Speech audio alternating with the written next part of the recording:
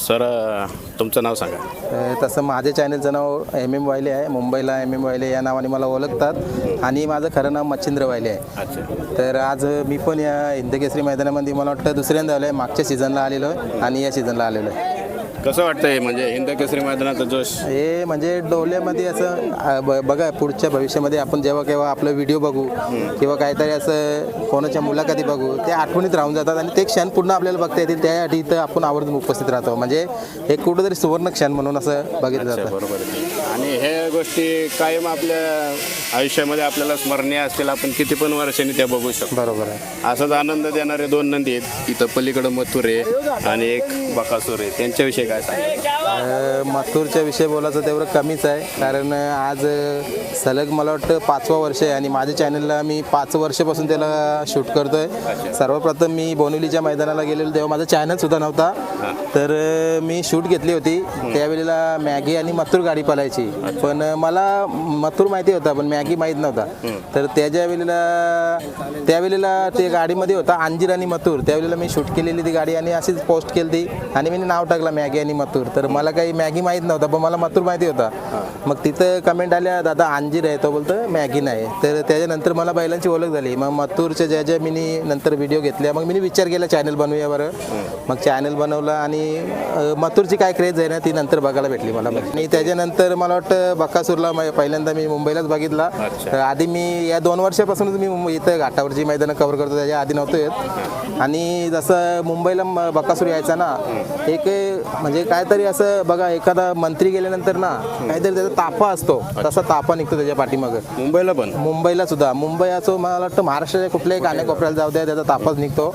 आणि तसंच आता जसं आता मथुर मुंबईचा, तो इकडं आल्यानंतर आम्ही त्याची वेगळी क्रेज बघतो आणि मुंबईला पण त्याच्यासोबत प्रेक्षक तेवढेच असतं. दोन्ही जे नंदी आहेत हे दोन्ही त्यांच्या पळाच्या जोरावर त्यांचे स्किल जे आहे त्यानुसार त्यांचं ते आज ऐतिहासिक त्यांची कामगिरी. 2 वेळा ही गाडी पळालेली. बरोबर आहे. पण एक इच्छा आहे की ही गाडी एकदा बिनजोडला पळली पाहिजे. बघा आता फॅन फॅमिलीची तर इच्छा असते, मालकांची पण इच्छा असते, पण तो म्हणतात ना ते जे लिहिलेलं असेल नशिबामध्ये ते तेव्हाच होणार आहे असं आहे. आणि योग जुळावा लागतो. योग जुळावा, बरोबर आहे. ते नशिबातच केलं आहे. ज्या वेळेला ती आपल्याला लिहिलेली असेल त्या दिवशी नक्की ती पळताना दिसेल. आणि त्यांची तर मालकांची कायम बघा बाईट पडतात की आम्ही कधीही पळू, आणि त्यांच्यामध्ये कुठल्याही प्रकारचा वाद कधीच नसतो. हा वाद निर्माण होतोय हा कुठेतरी चुकीचा होतोय. आणि आमच्या चॅनलवर सुद्धा कमेंट बघता तुम्ही, ते आम्हाला सुद्धा नाही आवडत, पण ते कोण आहेत आता आपण त्यांना शोधू नाही शकत असं आहे. पण ते काय ओरिजिनल फॅन्स नसतात. बरोबर, ते ओरिजिनल फॅन्स. हा, कारण ज्याच्या घरी बैल आहे ना, जो नंदी आहे तो दुसऱ्याच्या नंदीबद्दल कधीच काही असा लिहू शकत नाही आणि काही बोलू शकत नाही असं असतं. तुमचं म्हणणं हे 1,00,000% बरोबर आहे. कारण प्रत्येकाला त्या गोष्टीचं मग महत्त्व माहीत असतं. ज्याला माहीत नसतं किंवा ज्याचा त्याच्याशी दूरपर्यंत संबंध नसतो तेच लोक असं बोलू शकतात. पण तुम्ही एक काय सांगाल की ते बंद झालं पाहिजे? बरोबर. आता मला वाटतं ही मथुर आणि बकासूर सोन्या पण झाला. या बैलांना बघून ना कुठेतरी नवीन गाडा मालक तयार होतात की चला आमच्या दावणीला पण मथुर सारखा बैल, बकासूर सारखा, सोन्यासारखा बैल व्हावा. कुठेतरी त्यांच्या मालकांना जी प्रसिद्धी मिळते ना ती आम्हाला पण मिळावं. बघा या आयुष्यामध्ये प्रत्येक माणसाचं एक स्वप्न असतं की जसं मंत्र्यांच्या पाठीमागे लोक फिरतात तसे आता बैलांच्या पाठीमागे, आता बैलांच्या नंतर त्यांच्या मालकांच्या पाठीमागे फिरतात. तर प्रत्येकाची इच्छा असते अशी की माझ्या दावणीला तसा बैल व्हावा आणि माझं नाव व्हावा. म्हणून बरीचशी लोक आता या क्षेत्रामध्ये मथुर, बकासूर, सोन्या आणि बरीचशी जे होऊन गेली बैला त्यांना बघून आता उतरतात. कुठेतरी हा क्षेत्र खूप मोठा होत चाललाय आणि याच्या पुढे पण असंच व्हावं अजून माझी इच्छा आहे. आणि चांगल्या पद्धतीत आता आपण हे चेंजेस बघायला मिळतोय. बक्षिसाचं स्वरूप पण चांगल्या पद्धतीचं आहे. बरोबर आहे. नवनवीन त्याच्यात येतात पण आहे आणि नवीन तयार होतात ते. बरोबर आहे. कारण कुठं ना कुठं नवीन आता बघ ते विक्रम असतात, तुटण्यासाठीच असतात, मोडण्यासाठीच असतात. कारण आज एक विक्रम रचला तर उद्या तो तुटेल आणि त्याच्याशिवाय मोठा काहीतरी नवीन घडेल असं असतं. त्याच्यामुळे जे आयोजक आहेत ना त्यांनी पण कुठेतरी एक चांगली असे उपक्रम राबवले आहेत की प्रत्येक मैदानामध्ये काहीतरी नवीन करावं की ते क्षणोक्षणी आठवलं जायला पाहिजे. तर त्याच्यामुळे त्यांचं पण काहीतरी नवीन होत असतं. आता आपण अपडेट कसं आपण मोबाईल जसं अपडेट करतो ना, तर आता आपण मैदानात पण अपडेट झालेल्या गोष्टी बघू शकतो. बरोबर आहे. कारण पहिलं सुट्टीला बघा कशी पण सुट्टी असायची, आता कसं एकदम प्लेन लाईन किंवा पुढं हे असतं. त्यामुळे हे होतंय आणि कालांतराने हे आता हे पण चाललंय की जशी क्रिकेटची लीग असते त्या पद्धतीत बैलगाडा शर्यतीची लीग येणारा भविष्य कदाचित असेल तसा. आणि आता तुम्ही सुट्टीचा विषय घेतला, नक्कीच मी नाव घेऊन आपले रणजित निंबाळकर सर बघा ज्या वेळेला ते हयात होते नक्कीच एक या क्षेत्रामध्ये काय बदल हवे स्वतःचा त्यांचा एक चॅनल सुद्धा होता. प्रत्येक वेळेला त्यांना काहीतरी मैदानामध्ये दिसून आलं की लगेच घरी जाऊन ते सांगायचं आयोजकांनी किंवा जे संघटना आहे त्यांनी काहीतरी असे बदल घडू. आज जे बैलगाडा शर्यत क्षेत्रामध्ये जे बदल घडतात ना तर याच्या मागे कुठंतरी मी म्हणतो की रणजित सर निंबाळकर यांचा हात आहे. कारण ते त्यांचं बोलणं कायम स्पष्ट आणि परखड असायचं. बरोबर आहे दादा, तुम्ही तुमचा मौल्यवान वेळ दिला त्याबद्दल तुमचे धन्यवाद. बरोबर आहे. आणि तुमचं पण चांगलं काम आहे. धन्यवाद. कारण का आपण युट्यूबवर जी अड्ड्यामध्ये मेहनत करताना ती कुठून कुठेतरी सोशल मीडियावरती युट्यूबवरती तुम्ही पण दाखवता त्यासाठी पण धन्यवाद. आणि ही जी मेहनत आहे ना आपण नक्कीच एक महादेवाच्या नंदीचा आशीर्वाद म्हणून करताय. आणि दुसरी गोष्ट म्हणजे फेम कुठेतरी आपण पण त्या नंदींच्या आशीर्वादाने कुठेतरी मोठं व्हावं तर आपल्याला पण लोकांनी ओळखावं यासाठीच करत असतो ही धावपळ. बरोबर आहे. आणि तुम्ही पण अशीच प्रगती करावा. आमच्या सर्व प्रेक्षकांकडून मुंबईच्या तुम्हाला पण शुभेच्छा. धन्यवाद सर, तुमच्या दोघांचा आभार. नमस्कार दादा. तुमच्या आम्ही कायम व्हिडिओ बघत असतो, खास करून जेव्हा पिंजोडची मैदानं असतात त्या साईडला तुमचं ते ड्रोन शूटआउट जे असतं ते असेल किंवा तुमचं ते मुलाखती आम्ही कायम बघत असतो. ते पलीकडचे दादा आहेत त्यांचे पण बघत असतो. आज आपण थांबलो आहे मथुरच्या शेजारी आणि तुम्ही पण आज इथं थांबले. हिंदकेसरी मैदान कसा उत्साह असतो? नक्कीच दादा, हिंदकेसरी मैदान म्हणजे शेतकऱ्याची पंढरी. आणि जसं आपण वारीला सगळे शेतकरी किंवा आपले सगळं शेतकरी वर्ग जात असतो ना त्याचप्रमाणे आपले नंदीप्रेमी किंवा गाडा मालक हे या उत्साहासाठी येत असताना आणि एक आनंद वाटतं की त्यांचे काही असे क्षण टिपण्यासाठी आपण देखील आलेलो असतो. आणि या मैदानामध्ये आपलं पण कुठंतरी नाव होतं आणि या क्षेत्रामुळे आपण पण कुठंतरी पुढे चालले चांगलं वाटतं. हिंदकेसरी मैदान खरं तसं बघितलं तर आपण एक वर्ल्ड कप प्रमाणे असतं, कारण सगळ्या पद्धतीचे नंदी इथं सहभाग घेत असतात. मथुर झालं, बकासूर झालं किंवा आणि हरण्या झालं, असे कित्येक प्रकारचे नंदी आज आपण इथं मैदानात पाहतोय.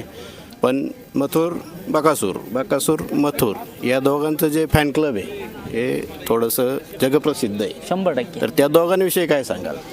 नक्कीच दादा, बघा आज आमची सुरुवात म्हणजे मुंबई बैलगाड्यापासून झाली.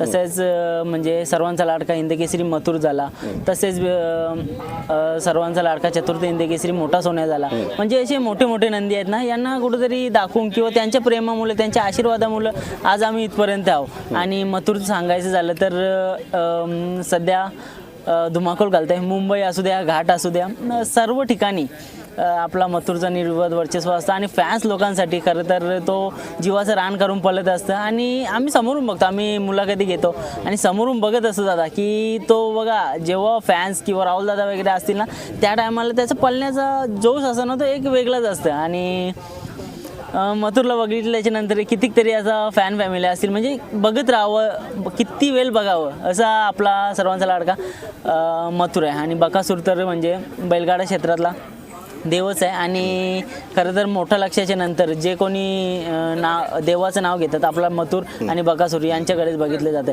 तसेच आणखी एक मुंबईला आपल्याला लाभलेला आहे रॉकेट घोटचा सर्जा, त्याच्याबद्दल सांगावं तेवढं कमी.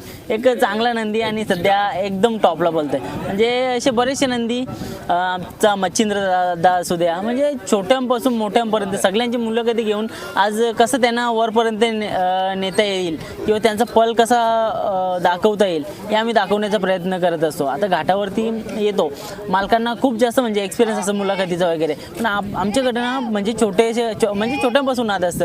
जे गाडा मालक आहेत ना त्यांना बोलायचं कुठेतरी एक्सपिरियन्स नसतो किंवा बोलतात चांगले, पण आणखी कसं बोलता येईल यामध्ये भर आणखी घालावी.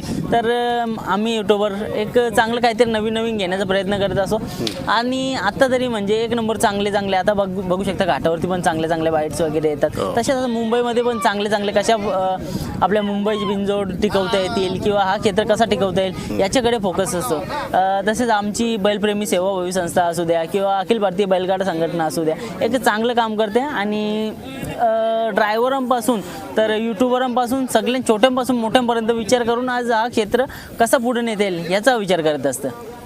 आणि खऱ्या अर्थाने हे खरंच आहे की या दोघांचं जे फॅन्स क्लब आहे हे त्यांनी त्यांच्या कष्टाने म्हणा, त्यांच्या रनिंग सिस्टीम म्हणा, त्यांचा जो पळ आहे त्यानुसार कमवलेलं आहे. आणि ते माझ्या तर मते एक सुवर्णाक्षरात कायमच असेल. नक्कीच दादा, कारण का हे नंदी आहेत ना महादेवाचे नंदी आहेत, सगळेच नंदी महादेवाचे आहेत. पण बोलतात ना की काही नंदींना एक देवाने वरदान दिलेले आहे, तशा प्रकारे हे नंदी आहेत आणि त्यांचे मालक पण तेवढेच प्रेमळ आहेत. बघा आज कोणीच म्हणजे आता एखादा समजा मालक जरी आपल्याला म्हणजे बैलाजवळ देऊन जात नसेल तर कुठं ना कुठं तरी कुठं ना कुठं लगेच आपल्याला मग वाटतं कशाला कोण जातं, म्हणजे त्या पण हे जे मालक आहेत ना ते कधीच म्हणजे असं बोलत नाही की नका येऊ हे करू. आता बघा किती सारे फॅन्स लोक ना कंटिन्यू घोळका घालून असतात, बकासूर असू द्या, मथुरा असू द्या, इतर नंदी असू द्या, जे कोणी आता म्हणजे जगप्रसिद्ध आहेत यांना बघण्यासाठी म्हणजे संपूर्ण लोकांना वेडी झालेली असतात. आणि तसंच आता म्हणजे जे मालक आहेत ना ते पण कुठं ना कुठं तरी आपल्याला एक चांगला म्हणजे एक आनंद देण्याचा प्रयत्न करत असतात.